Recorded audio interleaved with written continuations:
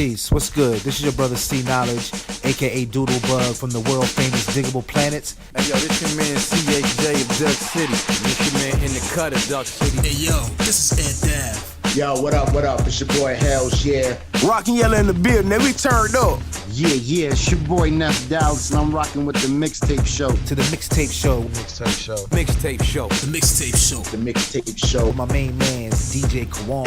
DJ Kawan. DJ Kawan. With DJ Kawan, blessing him like the Holy Quran. Fire Rock Zone, Kawan J. Let's go!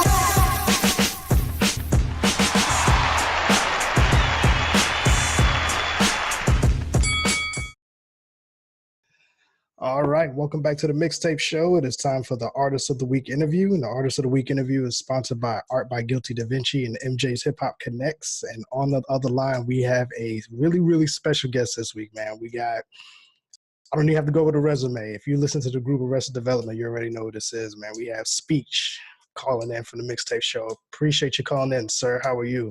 Man, I'm doing great, brother. Doing real good. Just enjoying the day, you know what I mean? I hear you. Well, definitely thank you for doing this with us. I know you're a busy man, so we ain't gonna hold you up too long, but we wanted to pick your brain just a little bit, man, and then celebrate, give you your roses while you're still here, man. Celebrate Arrested Development and what you guys have done for the culture.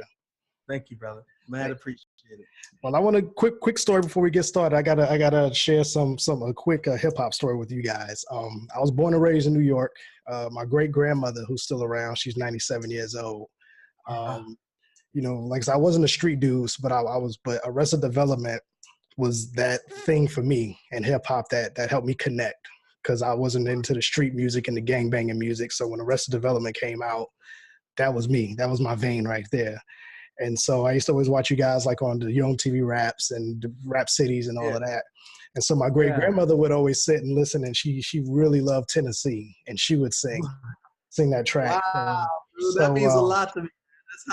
So we would listen to the record, and she went and bought the cassette tape, and we would just play it every day during that summertime. I stayed with her and just listen to the music and dissect the music. And she would say it always reminded her of living back in South Carolina, just like the soulfulness of the music. So thank you for that hip hop. And thank you for that. No, that's cool. I really appreciate that. That makes me feel good, man. That does.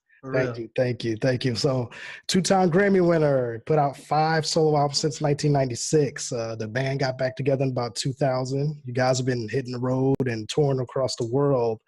You got a lot going on, broadcasts, you put together mixers and family-owned businesses and projects, man. Do you ever sit back and just kind of take a deep breath and think of all of the stuff you've helped contribute to the world and to the culture so far?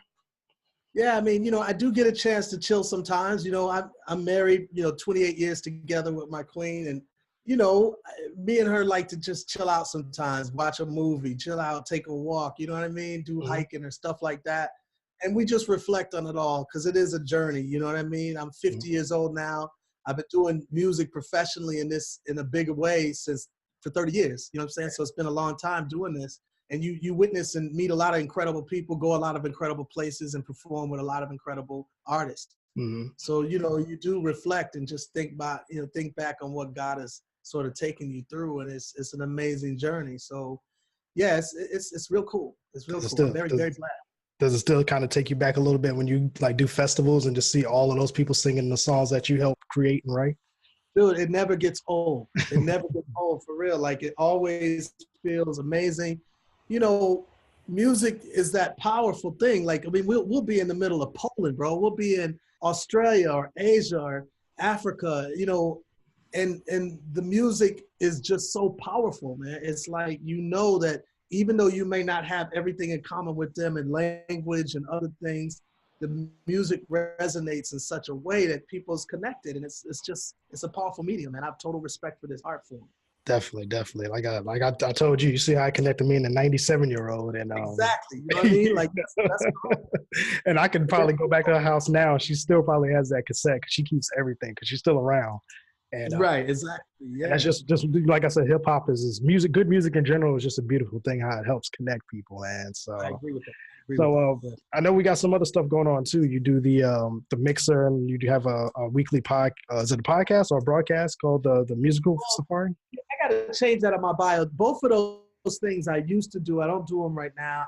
The mixtape mixer I was doing like mixers, you know, and trying to get artists attached to professionals so that they could learn some things, you know what I'm saying, and not make the same mistakes. But now I've transformed that to the mixtape mixer into an actual school. And so now me and the staff that I hire, we teach like young kids, you know what I mean, how to get better at their craft and how to navigate the industry and other things too. So that's sort of parlayed into that. And then the whole weekly, it was a mix, because I started off as a DJ. So initially, my show was all in Japan. It was called Musical Safari, and I stopped doing that about 2 years ago. So I got to change that on my bio, you know. That's all right. But now I'm doing documentaries because, like, I feel like that's where I'm really needed right now. I feel like the voice is needed. So I got a documentary called The Nigga Factory. It's on my website and it's on YouTube.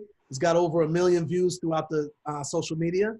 And it's talking about the 400-year campaign to degrade the image of Black people. And so I got that out, and that's at brotherspeech.com. And then I got another documentary called 16 Bars, where I go into a jail and I work with inmates for 10 days. And we do music together, and I document the whole experience. And it's really, really deep, very powerful. We've won a lot of awards for that documentary. It's like crazy. I think we won over 10 awards now with that documentary. But all of that's on my website, brotherspeech.com. Nice. And I know you got a scholarship fund too. You mind talking about that? Exactly. Me and my mother, you know, a horrible tragedy happened in my family. My brother passed away the same week that my grandmother passed away. And the last place I saw him was in Tennessee, which is why I wrote the song Tennessee. And right after that, my mom and I started a scholarship fund to help send young Black kids through college. And the scholarship has raised over $1 million. And we've sent thousands of kids to college now, and it's incredible. So we're just pushing that along, and people could donate to that. It's tax-free, tax deductible, I mean, and people could donate to that at brotherspeech.com. Nice, man. So I know giving the music is fun, man, but how fun is it to kind of give back to that community and you actually get to see and touch that community with these things that you got going? It's everything. To me, that's so important. You know, I feel like we pay rent to be on this earth, and the rent we pay is to help others, you know? Definitely, man. It's always great to build that legacy in the right way, man. Definitely is. I agree. So let's talk about musically. What we got going on the music side? You guys, are you guys in the studio besides the touring, or are you just kind of I've been writing a lot, actually. And right now I'm sort of working on music with various producers and friends that I know. Some of them are dudes that work for me at my school. Some of them are dudes that I just know in the industry.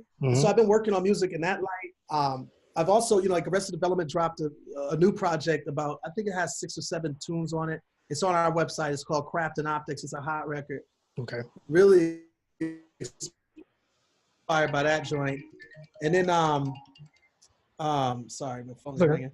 But yeah, we just dropped that joint. And, you know, so I'm doing like a lot of music licensing too. So like sync licensing, you know, getting stuff on movies, TV shows, you know, just did a deal with Ellen, just did a deal with The Shy on Showtime. So like that, just staying busy with music.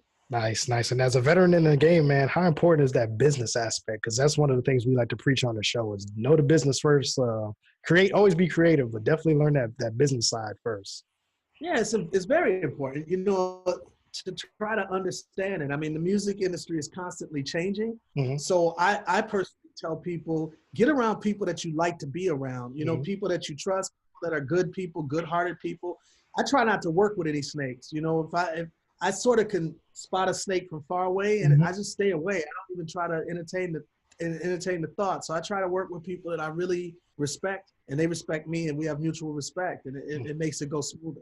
Definitely. And what are some of the changes that you loved over the years with the technology advances and stuff like that? I mean, it's a double-edged sword, bro, because you know, the technology makes things a lot more simple than it used to be to some extent. And at the same time, it's taken a lot of the sort of the sacredness out of making music to me. You know, there was a process that was very slow to some extent, but it was very purposeful too and detailed, and it's just amazing. You know, it's very collaborative as well. A lot of times, you know, people can make stuff by it. You know, you make a whole album by yourself. You know what I mean? And I think the collaborative efforts is sometimes missing in a lot of music. And I also think, you know, I think a lot because of sampling laws and stuff like that and how expensive it is to sample, a lot of people have stopped doing the art of sampling. And I really miss that too, because sampling was like discovery of music to me. It was like, it was two things. It was bringing like ancestral spirits through the music to the present day. And it was also, you know, just really introducing and helping people to discover incredible sounds that already existed and maybe didn't get shine back when it was initially out. So like crate dig very important. Not only was it good for a good track, but it was good for everybody's education. You know what I mean? Yeah, I was gonna say, yeah, especially with you having that DJ background. I know that's in your blood as far as digging for that new music and finding new music. Yeah, exactly. You know what I mean? So with the touring overseas and things like that, do you guys typically just pick up on new sounds and just in awe of the other music in the world? Definitely. Like, you know, literally my radio show that I was doing a minute ago, Musical Safari, was all of that. It was playing music that I would get because I go to record stores and get like hot music and play it from across the world. And that was like the thing that I did. In fact, that just spun at an event in San Diego recently, and I did the same thing. I was playing music from India, from Africa, you know, Afro beat all the way to hip hop. So it's like just playing music from around the world because there's so much good stuff out there. Yeah, definitely. So let's talk about the family business too, man. I read that and was just in awe of that because that's kind of dope that you have the corn business, the family, and the I come from a family of entrepreneurs. Okay. So my mom raised me, and she was a deep down entrepreneur. My dad was a crazy entrepreneur. And this was in the 60s and the 70s. So, you know, I was raised in that atmosphere. My mother owned the newspaper that I'm referring to in my bio. And now that she's getting older, she's turning 80, I'm taking over. And so I'm running this newspaper. It's the largest Black newspaper in Wisconsin. And then my dad owned a corn roasting business all my youth. And me and my queen have been running that for the last. So it's just been like a journey and then I also run an art school, like I told you a minute ago. So, you know, it's like really some cool stuff going on the entrepreneurial tip. We hire a lot of people, we pay a lot of people in the community.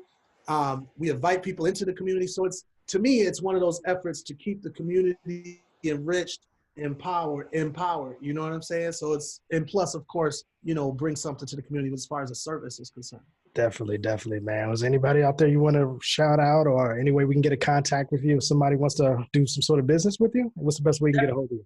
People, I love working with, you know, good and new talent. So anybody that's interested, and I tend to get people that's interested, like hit me up on brotherspeech.com.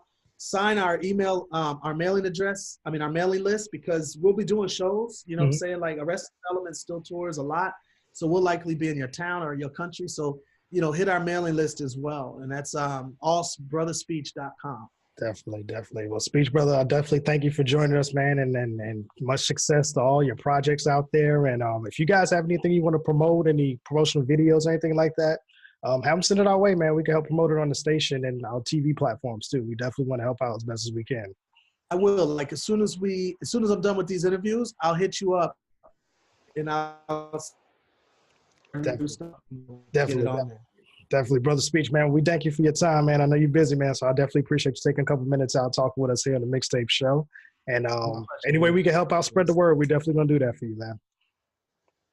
Appreciate it. Brotherspeech.com. Brotherspeech.com. Thank you, sir. Thank you, ladies and gentlemen. The homie Speech calling in, and we're gonna hear more from him here in the Mixtape Show and on NGI Radio. Appreciate your time, sir. Thank you. Peace. All right.